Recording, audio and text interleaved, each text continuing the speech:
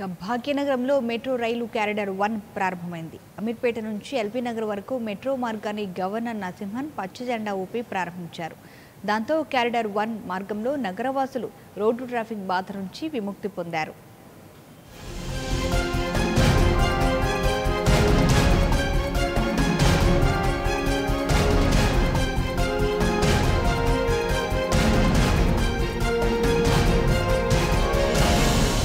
భాగ్యనగర వాసులంతా ఎప్పుడెప్పుడా అని ఎదురు చూస్తున్న మెట్రో కారిడార్ 1 ప్రారంభమైంది.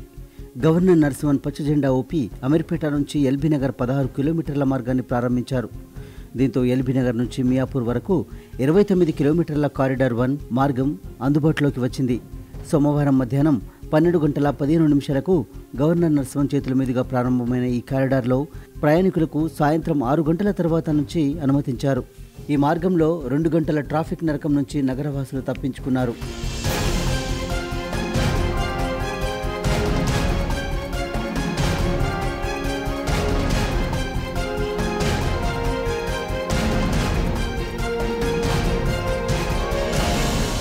మెట్రో రైల్ కారిడార్ 1లోని కొంత దూరం అంటే మియాపూర్ నుంచి అమీర్పేట కారిడార్ 2లోని నాగోల్ నుంచి అమీర్పేట వరకు 30 కిలోమీటర్ల మార్గాన్ని ప్రధాని మోదీ, సీఎం కేసీఆర్ 2017 నవంబర్ 28న ప్రారంభించారు. అయితే ఆ మరుసటి రోజు నుంచి ప్రయాణికులను మెట్రోలో అనుమతించారు. ఈసారి మాత్రం ప్రారంభోత్సవం రోజు సాయంత్రం నుంచే అనుమతించారు. ఈ మెట్రో మార్గంతో కలిపి మొత్తం హైదరాబాద్లో 46 కిలోమీటర్ల మెట్రో అందుబాటులోకి వచ్చినట్లవుతోంది. దీంతో దేశంలోనే అత్యంత పొడవైన మెట్రో రైల్ మార్గాల్లో ఇది రెండోది.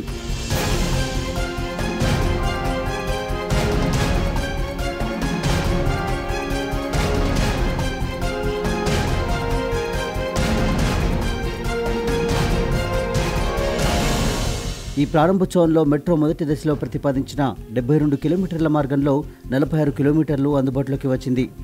2017 ఏడాది జూలై నాటికి మొత్తం ప్రాజెక్టు పూర్తి కావాల్సి ఉన్న అనేక అడ్డంకులతో నిర్మాణం నత్తనడకన సాగింది. ఇక రెండో కారిడార్లో అమీర్పేట నుంచి హైటెక్ సిటీ 11 కిలోమీటర్ల మార్గం ఈ ఏడాది చివరి నాటికి, మూడో కారిడార్ జేబీఎస్ నుంచి ఎంజీబీఎస్ 9 కిలోమీటర్ల మార్గాన్ని వచ్చే ఏడాది మార్చి కల్లా పూర్తి చేస్తామని మెట్రో అధికారులు చెబుతున్నారు.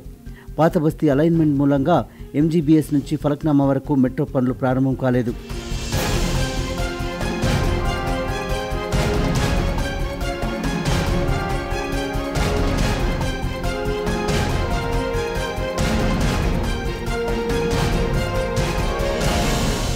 జూన్ 5, 2012లో ప్రారంభమైన ఈ ప్రాజెక్టును జూలై 2017 కల్లా పూర్తి చేయాలన్నది లక్ష్యం.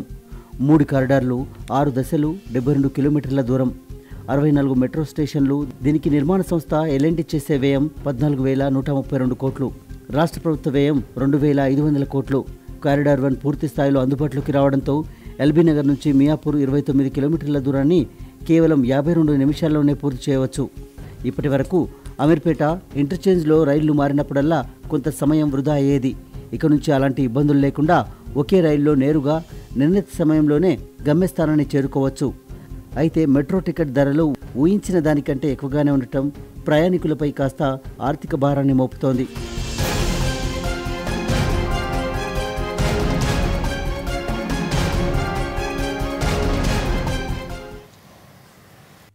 For more updates, please subscribe 99 TV Telugu.